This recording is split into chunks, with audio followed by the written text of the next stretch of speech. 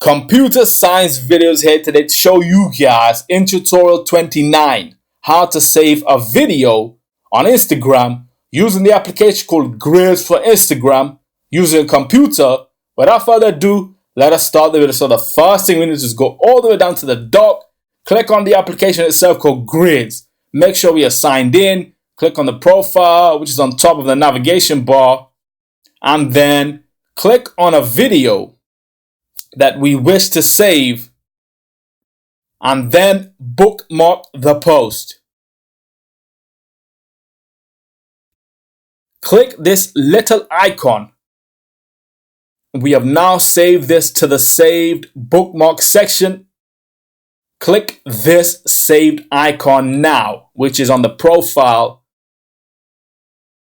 And now we see the video and the photo that we saved in the previous tutorial.